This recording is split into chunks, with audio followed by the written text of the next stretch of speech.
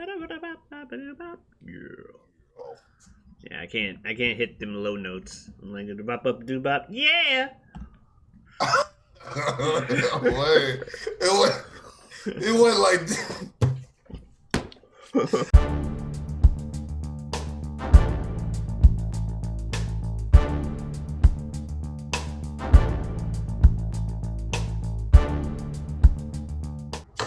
may the force be with you. And also with you. I think you gonna say that shit. What's going on, everybody out there in the interwebs and whatnot? It's your boy Jazz, aka Superjaz, SJ, JT. You can just call me Jazz. That's all well and good. I'm here with my co-host. Hey, y'all know who it is, what's going on, when it's happening, where it's at, and why we're here today. How you doing? It is I, the sublimely magnificent Big Ugly himself, Omari feogrande on YouTube, aka Pete on this show. I don't have as many aliases as my superhuman, super saiyan, super alien guy over there. I don't have as many aliases as this dude just has a long intro that I'm fine with. I'm fine with it, but I don't have as many aliases. Pete, Omari, Big Ugly himself, feogrande. Okay, 3 of those are the exact same thing. Pete, Omari, feogrande, Big Ugly. Okay, again, feogrande and Big Ugly are the exact same thing, just one's in Espanolish. SJ and JT, I mean SJ and Superjaz. SJ and Superjaz, same shit. SJ Superjaz. And then with my last name and then Jazz, JT, same shit. So, motherfucker, you wanna have an alias off. What the fuck are you doing? What in the fuck are you doing? What is that? You know, I'm older now, so it's harder to tell. I was doing my best to try and mimic this thing behind me that you can't see, apparently. I can see it, but I mean, you realize that even though you're years older than that, you damn near look like that shit was taken a week ago. If you say so. Seriously. I believe you. You don't see it. Not anymore. I mean, I got this going on. Oh, you got facial hair. Okay. I got like hair too, and I got a hat on. I don't quite look. What does any of that have to do with aging? Age is quite a number, as the saying goes. What the fuck? Do you have any grays? You got any gray hairs yet? Oh yeah, I have like 4. I only have 1. I'm dead ass serious. Right in the beard. Yeah. One hair. No, I see it.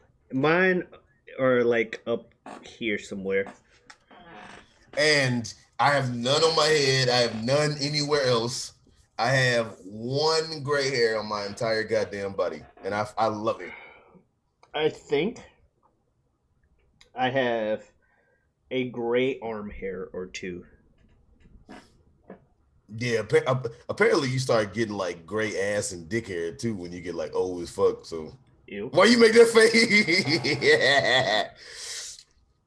Oh shit. But funny little joke. I was not trying to be funny, but me and one of my friends, we were hanging out. We were doing some acting shit, and she goes to pretend like she was gonna pluck the gray hair on my little goatee, and another one of my friends, he caught me. I was not trying to be funny when I said this, but I was like, "Oh no, don't pull it. That's my favorite hair." And he was like, "That's my favorite hair," and I was like, "I did just say that, didn't I?" Yeah. I mean, it's true though. But it is my favorite hair because I don't have any more grays anywhere else, man. No, you can give it a few years. I mean, I know.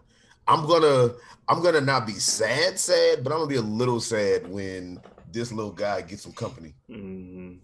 And they say that apparently when you pluck a gray hair, 2 more grow in its place. Bullshit. That ain't happened yet. Some old Hydra shit. Oh, I had it.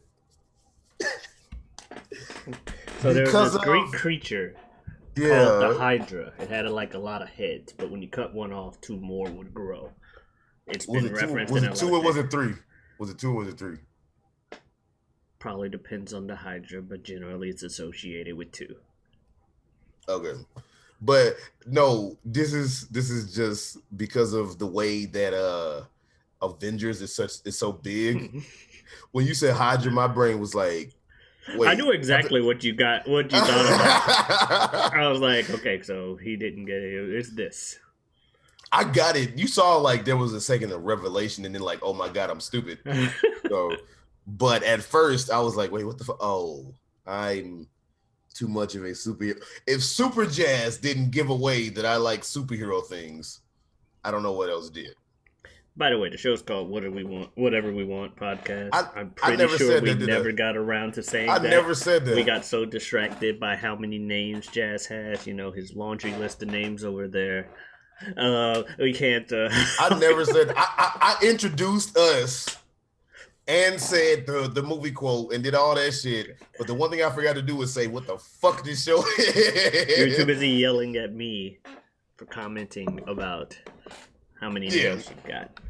Like you said, the show is called Whatever We Want. Exactly. And the premise is just that, where we talk about whatever we want. Hence, we are talking about the gray hairs that we don't have. My bro Ibn, he's got hair, a few wisps of gray hair in his head, to the point where like he got dust in his head. Yeah, it's kind of funny. Another thing too, Ibn only grows facial hair for real on one side of his face. It's fucking weird. That's why he's always clean shaven, because he gets it like really full on the left, I think, and then I could be wrong about the side, and then the right side gets patchy. Yeah, I don't grow it like thick enough anyway, and then like right here, nothing really grows. So even if I wanted to get like a chin strap or something like that, I wouldn't be able to because of this. Bruh. Or even like the box, like box and goatee thing.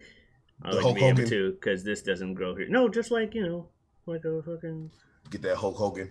No, not a handlebar mustache, but like how people have like the facial hair that's like a box around the mouth area. First off, I'm gonna say the day that you get a little thin chin strap, I'm gonna be like, this motherfucker, what in the hell is this nigga doing? If you don't shave that shit off your fucking face, I would do it while you were sleeping. Don't squirm. I don't want to slit your throat while you sleeping. I just want to shave off your chin strap. You dumb looking idiot motherfucker. Give me the razor and the shaving cream / gel. Take the shit off of your face. Here's a warm towel. It's okay. Let Jazz make it all better for you. You need to get that shit off of your face. Don't grow that back again. If you do, we will repeat the process. It's going to keep on happening. You should learn from your mistakes. You motherfucker. You about to be 35. Stop doing that shit to your fucking face. Okay, you chin strap having lack thereof because of me. No good, evil, terrible, horrible, very bad day. Alexander and a terrible, horrible, very bad day.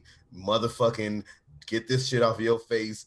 As I said again for the 5th, 6th, 7th, 8th time. Don't grow this chin strap ass bitch. You done? Yes. All right. Yeah. So that's fair. That's fair.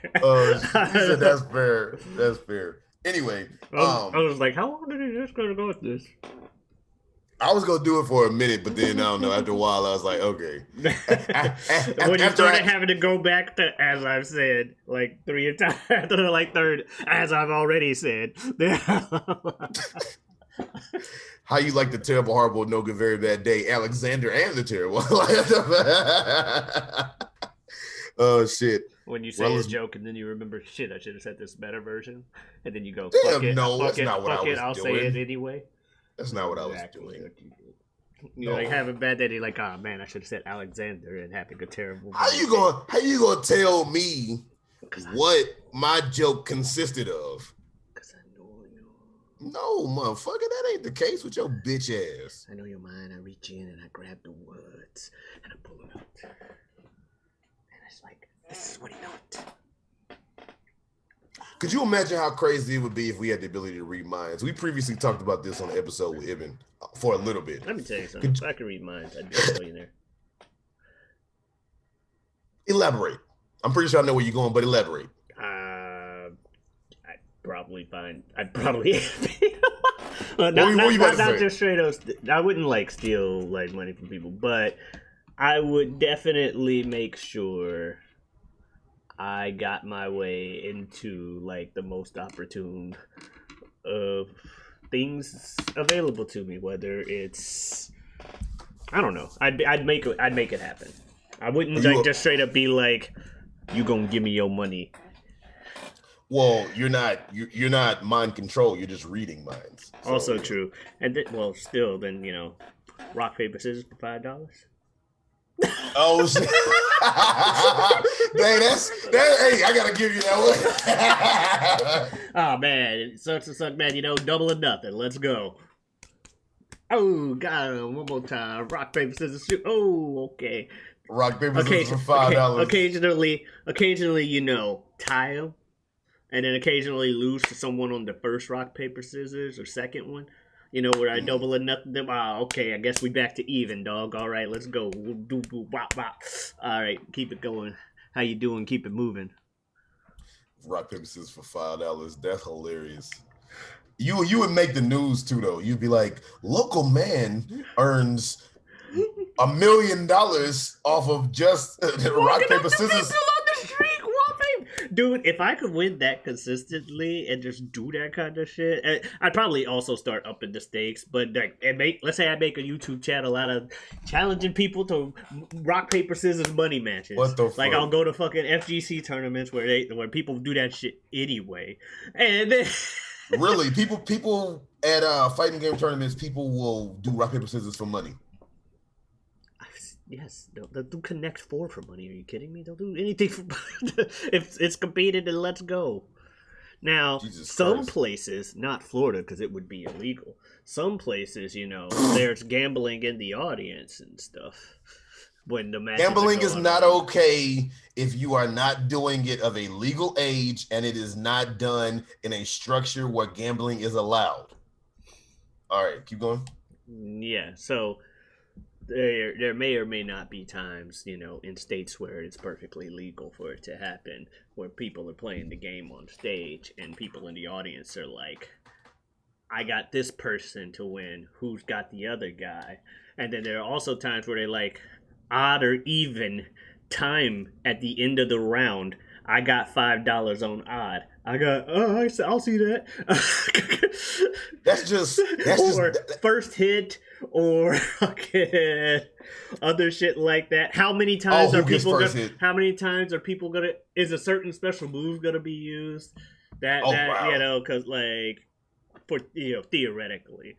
Let's say you had MK11 back when, let's say Tanya was really popular or whatever, and she was really broken or something like that, or she would be. And let's say she had a move that was like a dash, like this, that was really good, and all Tanya players used that shit often. And then they got to a point where there's a dude in the crowd that yells, "Count the teleports," and so the crowd is yelling out and counting every time the Tanyas in this mirror match are doing the teleport move in the match. And, people arguing like, hey, I got over under this many. I got over under this many.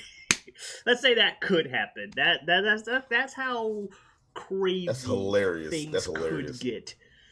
So people theoretically would bet on fucking rock paper scissors though. Oh yeah, that's fucking hilarious. And like some of them, like they'll literally just be walking past and, hey yo, real quick, body, give me, like that. They, like especially if they know each other, they're just like put them up. All right, make a quick $5. What the fuck? So no, but have to give it back later when the other guy find them. Wow. But yeah, if you were to come up off of rock paper scissors, local man wins $1 million estate off of local rock paper scissors games. Omari, I'm here with Channel 5 News. It says that you won your entire estate off of rock, paper, scissors. How do you do it? I don't know. I'm just godlike. That's all you can say to the news. I don't know. I'm just godlike. No, I'd probably ham it up a bit just so I can like make people think I've got charisma. So then I can use that exposure to get into the entertainment field. You know what I'm saying? Could you imagine? Okay, so you got some people that got into entertainment off of sheer talent and study, like Sidney Poitier and James Earl Jones and shit like that. Then you got some people who got into acting because they were rappers first, like your Ice Cubes and your Commons. Then you got a motherfucker like Johnny Knoxville that he got into acting because he did the Jackass shit first, and that was what his foot in the door and shit like that. Could you imagine a motherfucker got into fucking the acting field because he played rock, paper, scissors? It's 2021 and YouTube and TikTok are a thing. I can definitely imagine it. Bruh. I mean, we could say that that's bad, but we do have people like Amber Rose, Kim Kardashian, fucking Cardi B that got famous off of reality TV and entertainment and shit like that. Mike Mazanin. Exactly. And that is what started, and we almost had a whole show with no wrestling, by the way, but but that, I don't know about a whole show. We're only like 18 minutes into it. Well, I mean we were doing good. We were doing good by avoiding wrestling. Used to be a wrestling podcast. Look at the previous episodes. That's all I'm gonna say. But no, our previous videos on the channel. But no, I was gonna say that's one thing that apparently, if you throw that in the Miz's face, as Daniel Bryan saw, that really gets under his skin. So, well, considering that literally everybody in the company hated him for coming in with that, like kick the man out the locker room, had to change in the hallway and do all this shit. That's not just shit he made up for promos. That shit happened. Did he get kicked out of the locker room because he was coming from the real world, or did he get kicked out of the locker room because he was a dick? From what I've heard, it's probably a little of both, but I've also heard that his real life persona isn't what he does in the ring, or at least not to the same degree. I know he's not an asshole like that in real life, but I heard that, you know, on some, not to the fullest extent of Shawn Michaels, but on some Shawn Michaels, I was an asshole when I first started. Well, I learned the difference. Miz show as hell was nowhere near Shawn Michaels' level of success to be that cocky. But you also got to remember that allegedly Mr. Layfield was kind of, is notorious, allegedly, for being an asshole for no fucking reason. Yeah. And picking on people, so... The Blue Meanie incident, so yeah. That everybody's talked about ad nauseum. I always want to say ad hominem. Ad hominem, I think, means opposite or some shit like that. Ad nauseum means that say it over and over and over again until you just get nauseous. That's the literal meaning of it. So basically it just means repeated, you know, to the nth degree. Ad hominem? That's what the nth degree is. That's what the N in nth degree is. It's nauseation. Makes sense now. I know you're not being serious. No. What if the N then? The N in nth degree is that the N usually stands for number, as in an unknown number, akin to X, because it is a letter standing for a variable. Or the nauseating degree, which also variates from individual to individual. Yeah, whatever you say, Pete. Whatever you say. Know, some people hate 99 bottles of beer on the wall. Some people started like 1,000 bottles of beer on the wall. Mm-hmm. How much is too many fucking bottles of beer on the wall? That number variates, but everyone gets nauseated by different amounts of beer. Do you see what I'm saying? It all comes back to the nth degree. Yeah, of course. No, I see exactly what you're saying. It's not called the Xth degree. I see exactly what you're saying. Because who's going to give it to you? Now. Oh my goddamn fuck. Oh my fucking god.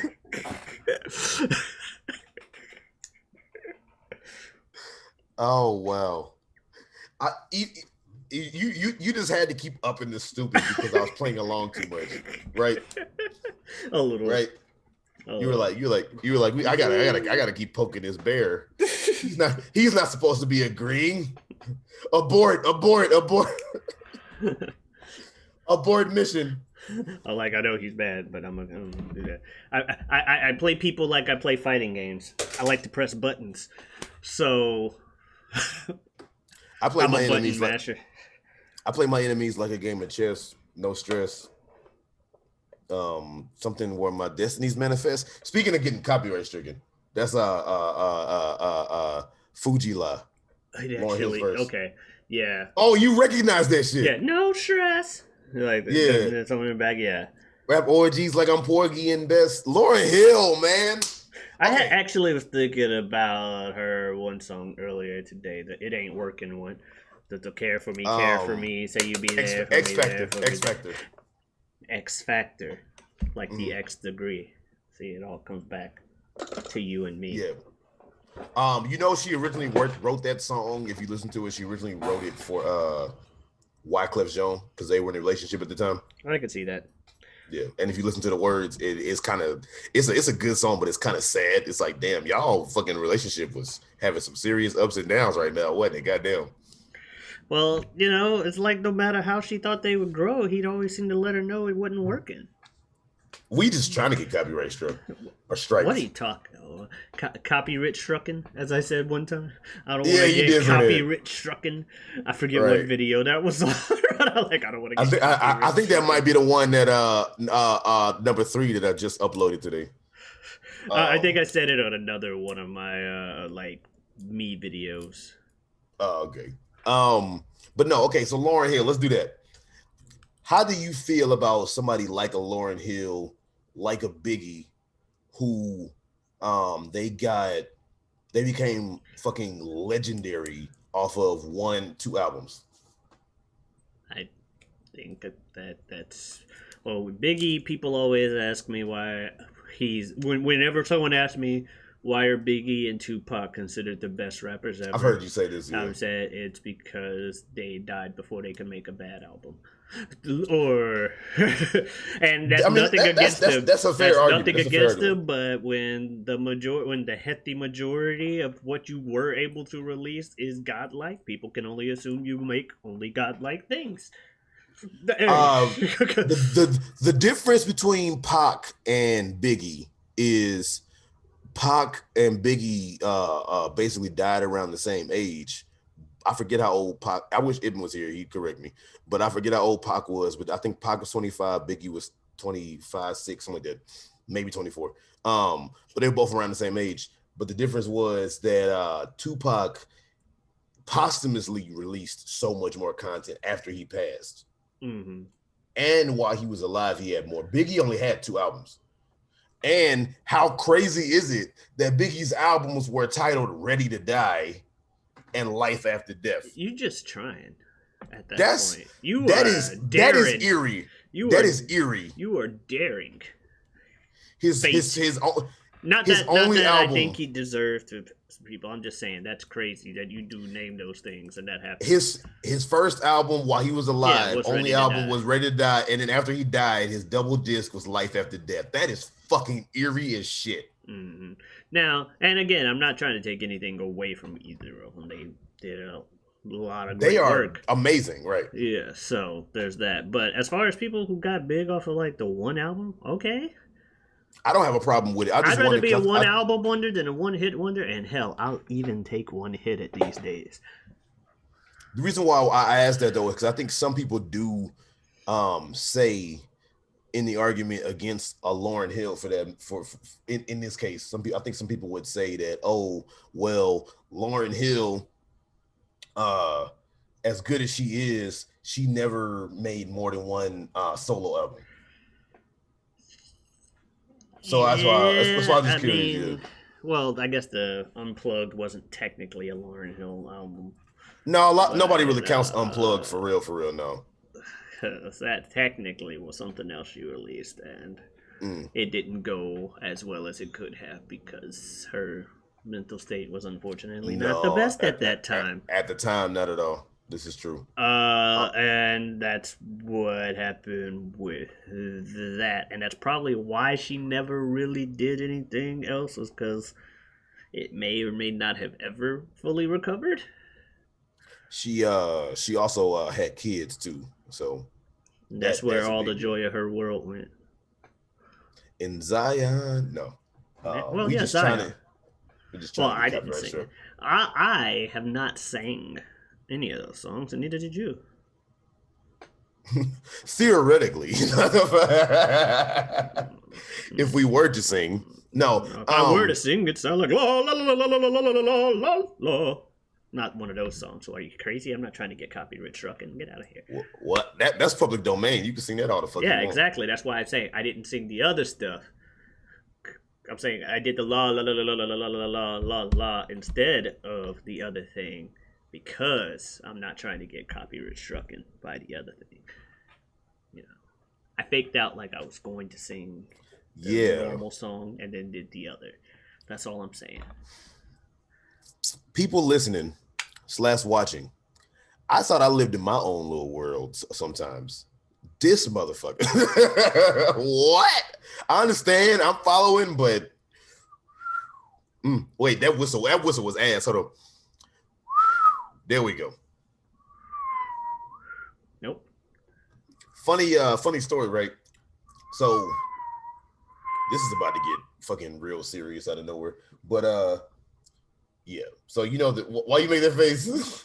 Because it's about to get real. That was easy. Sorry, it's about to get real serious out of nowhere, and I was holding an easy button, waiting to press. I'm like, oh no, I probably should not let go of this button. And then while talking about it, I accidentally let go of the button, and then accidentally pressed it again. So, but no, so I couldn't whistle for the longest time in my life as I can now. I couldn't whistle for the longest time in my life, right? Up until about the age of 13, because 13 was when I think you saw me. I played. You making that face because you know what I'm talking about, right? Oh no, okay. 13. What the fuck? What the fuck are you thinking about? Don't worry about it. What the hell? Don't worry about it. It's not worth mentioning. You were making a wild ass face though. But anyway, you making one of those. You making one of those I've got a secret faces. But anyway, something came to my head. It was rude. I'm not gonna say it. So moving on.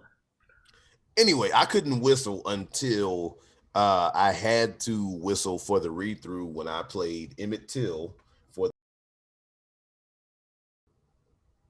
I don't know if I'm gonna block out the name of the player or not when I put this up or not, but yeah.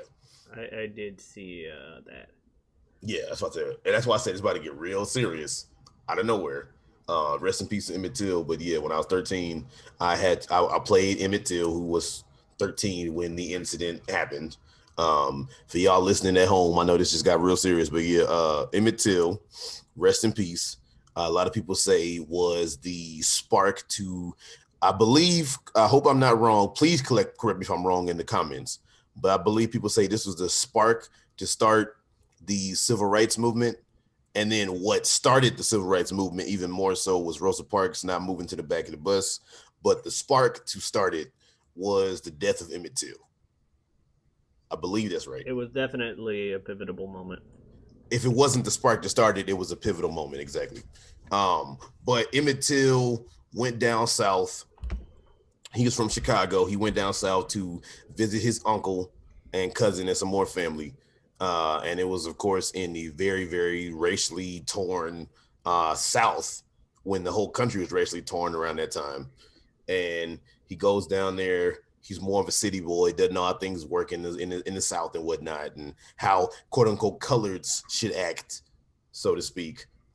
He goes and allegedly whistles at an older, not that much older, white woman, who a few years back, all these years later, said on her deathbed, "Hey, that shit wasn't true." So yeah, all these years later, on her deathbed, Carol Bryant with her fucking goes, "Oh yeah, by the way, that wasn't true how I said it."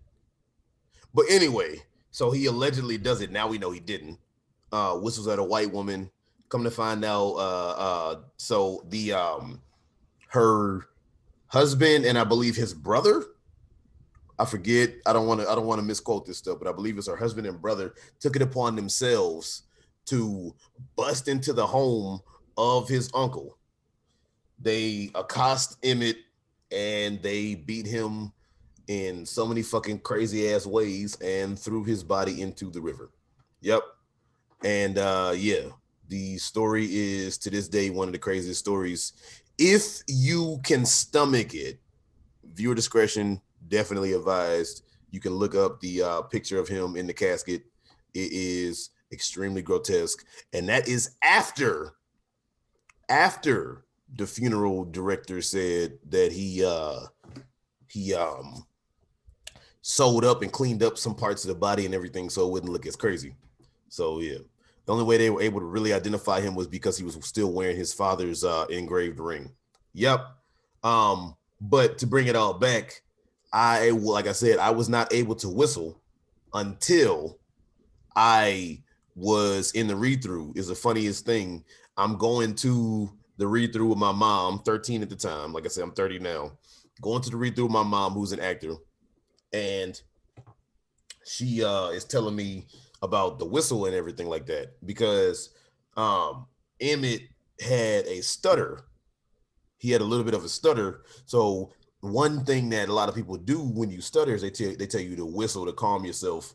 His mom taught him to whistle. So early on in the play, it says Emmett whistles.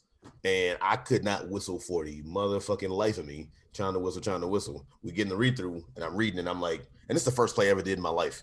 I'm reading and I'm like, oh. And then I remember I just said Emmett whistle. So I just went, and my mom, I see how to come my arm. My mom looked up like, because it just came out of nowhere. But yeah, that to this day, that is one of the more probably the most pivotal plays, pivotal roles. That's the word I was looking for that I've ever portrayed. Because one, it's the first show I ever did, and then two, what it entailed. I didn't know, and I always think back. Thankfully, I didn't know. Young Jazz didn't know the magnitude of what it stood for. Because if I knew the magnitude of what it stood for at the time, it probably would have hurt me a lot. I mean, not hurt me, but hit me a lot harder than what it needed to be. But yeah, that was the first show I ever did. My mom forced me to do my first show. And then after it was all said and done, and I had a good time, I remember being in my room by myself and I cried to myself because it was over and I wouldn't, I didn't know when I'd get to do it again. And then fast forward a few months later, and then me and this guy, we were in another show that I won't say who we did it with or where we did it, but we did a filmed DVD for yeah, well for like a local thing. We had a gig. We got paid for it. It was cool. It's my only paid gig to this day.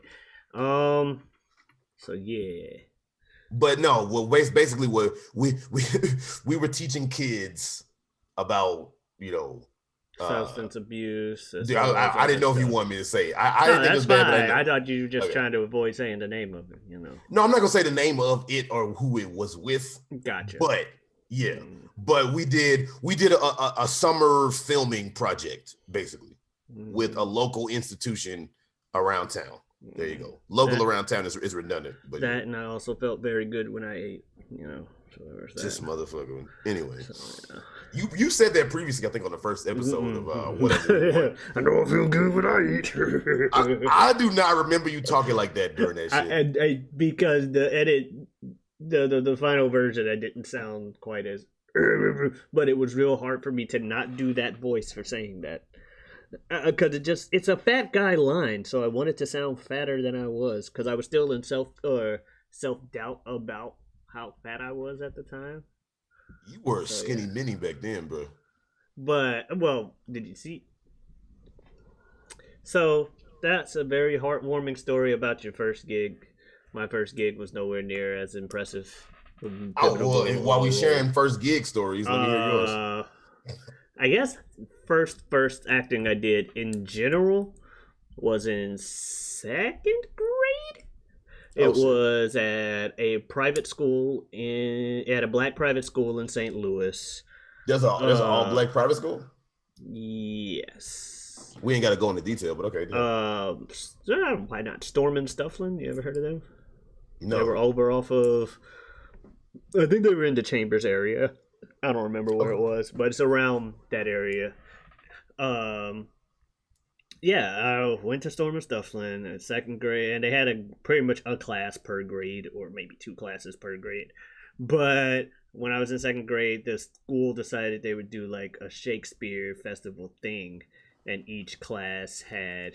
If you were in the younger classes like myself, you had maybe a couple scenes from a play, and then like the eighth graders did like whole plays.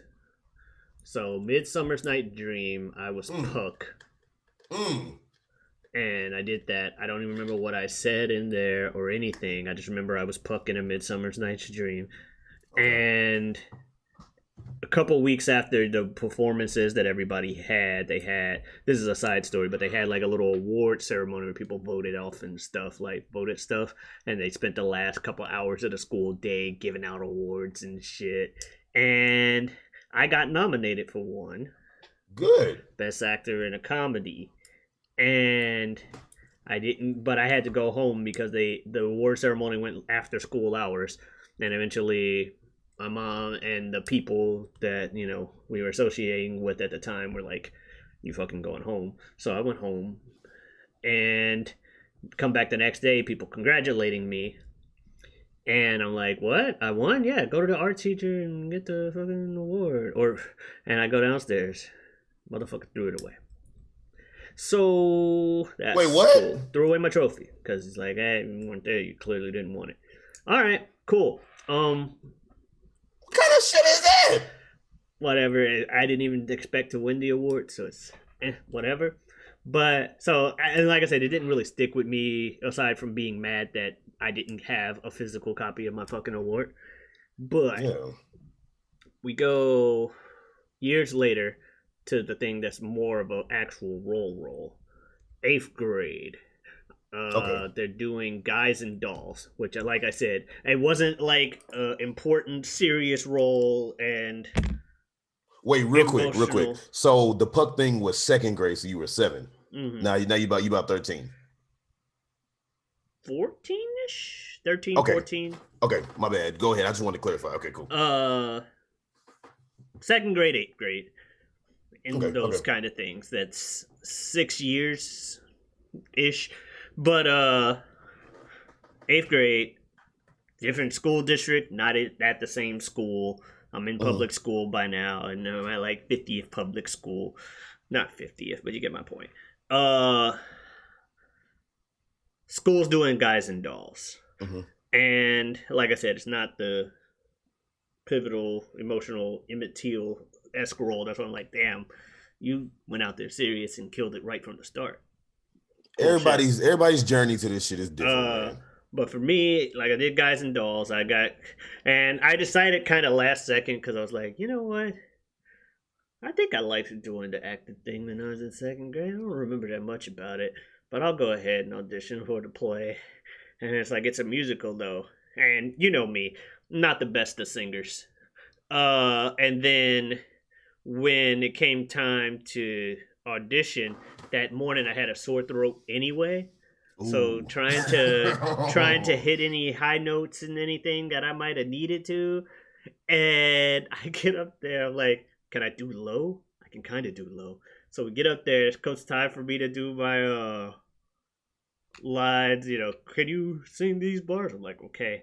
And I'm like, fuck it. I gotta go for something. When you see a guy reach the stars in the sky, take a bet that he's doing it for some dough. I was like, all right. And my friends, you definitely met them. You know who I'm talking about. Mm. They've They didn't know that I could do that. They saw me like right afterward. They're like, "What the hell? Man? What's with this opera? When you see a guy?" But I got cast as Nathan Detroit. He's like the Okay, secondary male lead. Well, it's kind of that's like what's a up. co-male lead thing, cause it's about pretty much a couple that's established. Nathan Detroit and this chick named Adelaide. They've been Hmm. engaged for 14 years, and this Hmm. motherfucker keeps delaying the marriage because he has a gambling problem. Hmm. Meanwhile, he's got a friend slash rival in this dude Sky Masterson, who, lone wolf guy, the source of the song "Luck Be a Lady Tonight." Uh, and he's got a crush on this missionary chick, and by missionary chick I mean literally works at a church. Missionary chick, and he's trying to win her over the course of the play. So those are the two couples involved, and I was Nathan Detroit, so that was cool. It was Guys and Dolls Junior, so some of the jokes, some of the more adult stuff wasn't mentioned because of course it wasn't. We were 8th grade, Right. but it was still an actual whole play as opposed to here's 2 scenes from something, and like 90% of the songs were the same anyway, so really didn't fucking matter.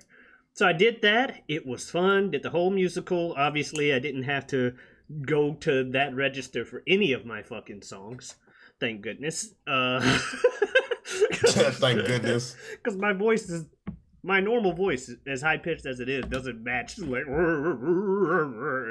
it would just look weird. So I'm kind of happy that wasn't the case. And then but afterwards, I had so much fun.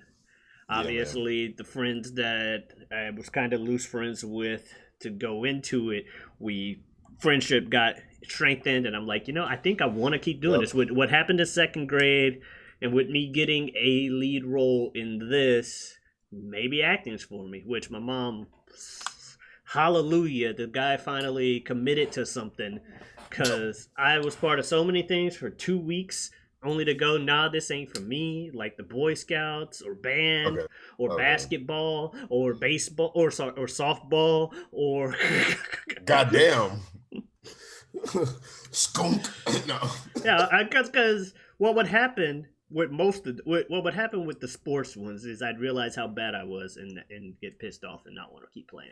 Okay. And I get that way sometimes and I've stuff. also didn't develop an athletic frame, so it didn't help that I looked like I'd be shit at the sports and was shit at the sports on top of it. So, you know, other people really hate why are you the other players are like, why are you here? We bad because of folks like you.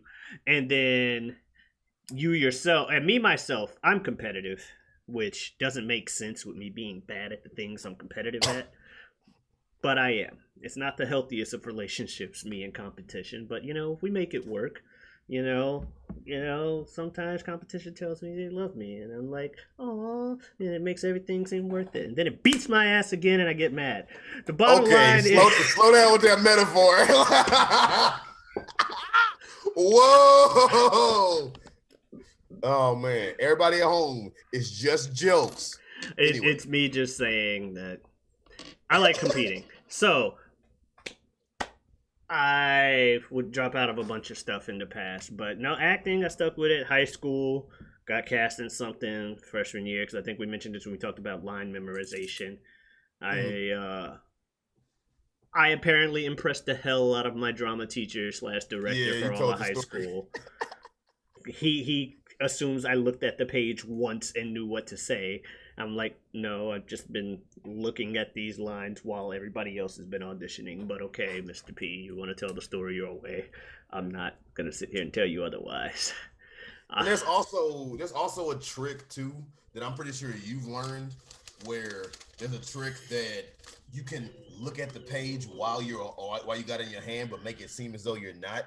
Like you're like, I need to go to the store today and pick up the papers because that's the best way to do. You just make it seem like you're not looking while you are. Yeah. hmm Well, for me, it's you know how much can I memorize, and then kind of a little of that. Let me see if I can remember the first line, or maybe so I can see like the first line of what this is, or what the last thing, or I might look while somebody's giving their lines. I might I might sneak my look down like, okay, that is the next one. But then I also try to make eye contact with them because for me, I act best when I'm acting off of somebody.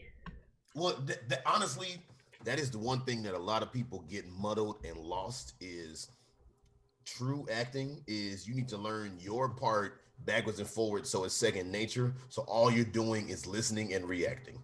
Mm-hmm. That is it. So you act best when you're listening to somebody because the best acting is when people are listening. True. So yeah. Also, with me, just in general, I kind of bounce off emotions that I Yeah. intend that I'm receiving, which also is why I can be a little bit of the not best person sometimes where people are like you talk about how much me and Ibn argue. That kind of shit Yeah. where we'll talk about something and somebody said one thing and then it just powder kegs up out of nowhere. And it's kind of because and I'm not blaming him because it happens with more than just him, but it's just one of those things like anger's the easiest thing I could think of. Where if I feel like if someone's angry toward me, and I'm like, all right, well, fuck you, I'm angry towards you, and then I'll get a little bit of the raise in the voice they raise, so now that's confirmed. You were mad, so I'm definitely mad now. That kind of shit. But if we're both acting on stage, especially if we're both mad, if I got somebody yelling at me, falling right back at him. I heard this story from one of my previous directors. If it's true, he said something along the lines of Al Pacino he was either doing a play or doing a take for a film or some shit. And he came in, I think it was a play. He said he came in one day, hope it's Al Pacino, it could be somebody completely different, but he came in one day and he did this whole performance, this particular performance, whatever, completely different. Just completely like just upped, angry, like all kind of like wild, whatever the fuck. Just his angry emotion was just up there. And he said after it was over, he said the director was like, "The hell? Where did that come from? Not that it was bad, but where did it come from?" And he said Al Pacino goes, "He raised his eyebrow at me." So yeah, playing off of that shit, right? If you are truly in the moment with acting, whatever they do, you need to do. Now, I will say this little caveat though. Whatever they do, you play off of. But if you're doing 20 shows and then on the 18th show, you decide to play the shit happy as a motherfucker, and then somebody do something a little different, and then all of a sudden you angry as fuck, you fucked up because you don't switch shit up that goddamn much. But otherwise, that's just what happens when you leave the ghost lights on, or you don't leave the ghost lights on, and then the ghosts ruin your show. So this is the part where did I tell you about that? I was about to say this is the part where I say, "Hey, so, Pete, what does that mean?" So, all right, I'm sure the stage superstition exists out there, but I'll tell you about it when the first time I heard of it. It was senior year. It was either junior or senior year, whatever year we did Harvey at high school. Another time that I was the lead. Casual. Hey man, pop that collar. Anyway, one of the scenes I wasn't in, however, my friends, we'll just say B and F, were on stage, and something went wrong, and it just kind of they couldn't stay in character worth for them. They were just like laughing, like there was a thing that dropped and they're just like, what did you just do? And just like, oh god. And it's like, what? Oh god, they went off the rails. And it kind of seeped through the majority of the rest of the thing, where there were a lot of people forgetting lines and dropping character and stuff like that. And it's on a Saturday show, the show we saw the most people came. And we expected the wrath of our director afterwards. Yeah, of course. Because the show went off. And instead, he hit us with this curveball where he blamed himself because he forgot to leave the ghost lights on. You see, after a Friday night performance, you're supposed to leave the lights on the stage so that the ghost of the theater can perform it.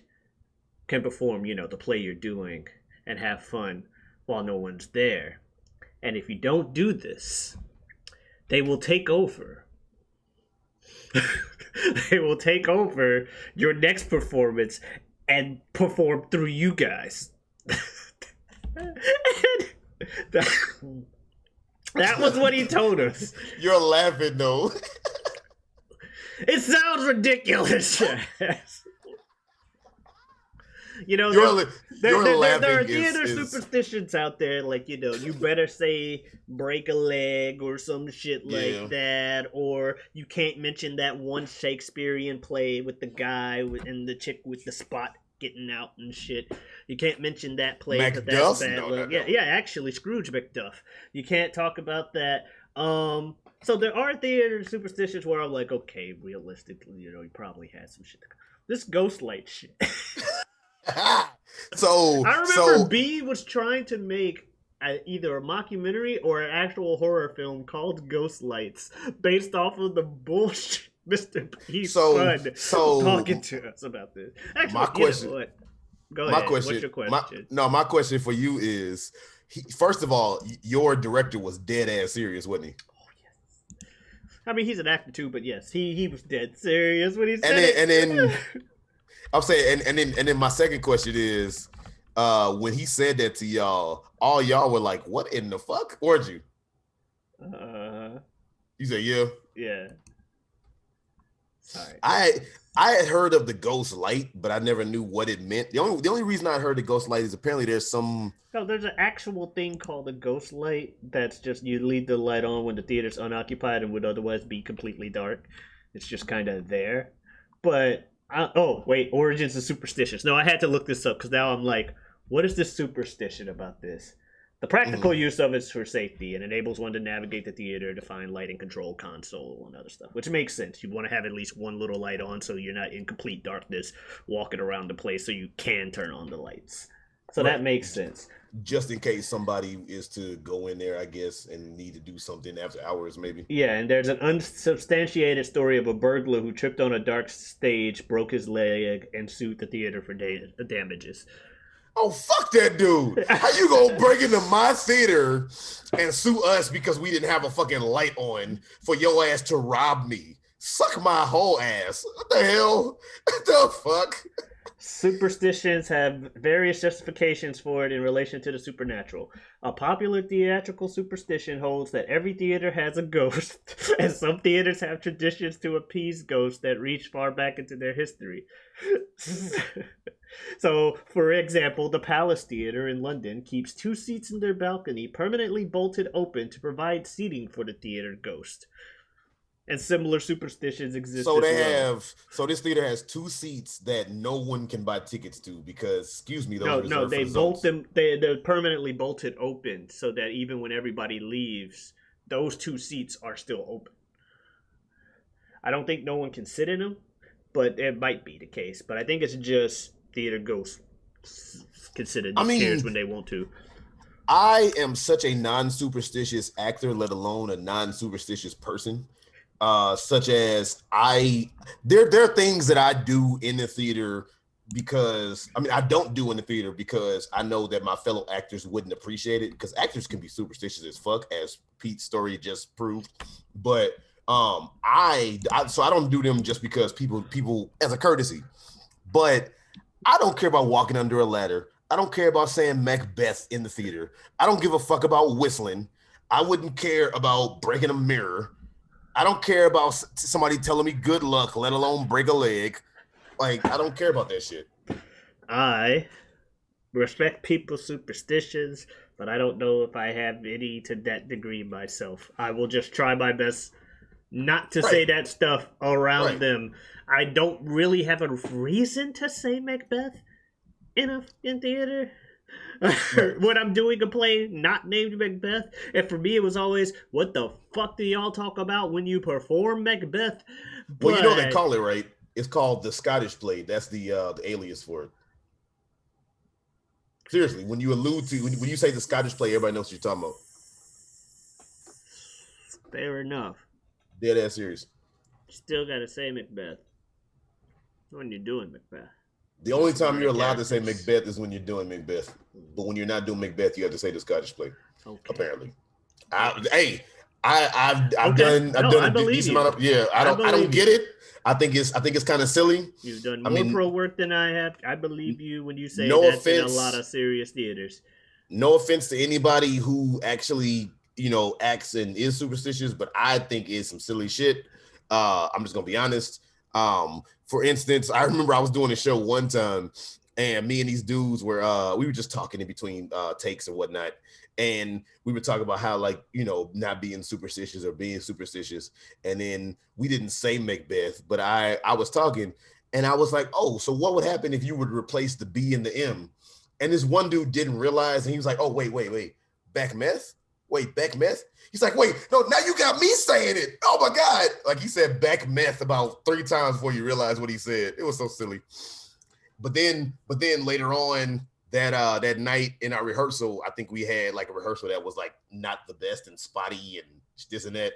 So of course everybody's like, well, we did say the Scottish play a few times.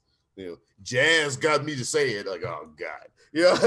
But no, that ghost light shit is like you holding back this laugh. Your laugh. Yeah. I could imagine how. Because while I'm trying to tell it, like, the ghost lights at the theater. And we were just like, what? Not a damn person in that play knew what the hell he was talking about. Not a damn person. Like, I think by the time someone, like, I think when I heard the Macbeth thing, I had probably heard it in passing before. Like, when I heard it. Or someone tried to use that as an excuse. I had heard that it was common knowledge enough. This ghost light was out of the blue, and it's like, really, Mr. E? We've been here 4 years. None of this has ever happened. You just always left the ghost lights on? Okay. Sure. Y'all were expecting to get lambasted, and then you got that. And they deserved it. But, we got the ghost light story. He just kind of wiped that under the rug and was like, we're moving on. All right? It was the ghost lights. Just accept it. Don't bother apologizing.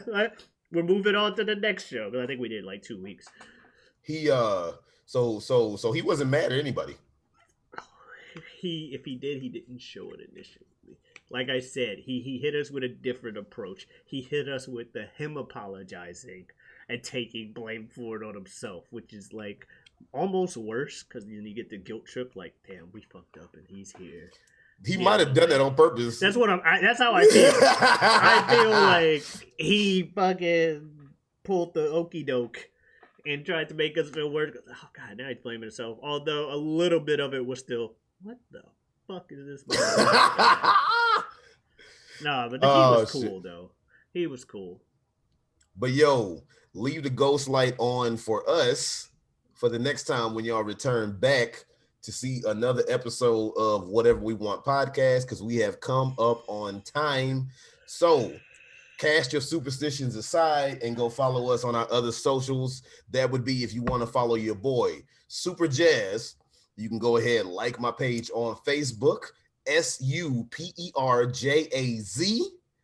Go ahead and follow me on Twitter. That would be Superjaz2.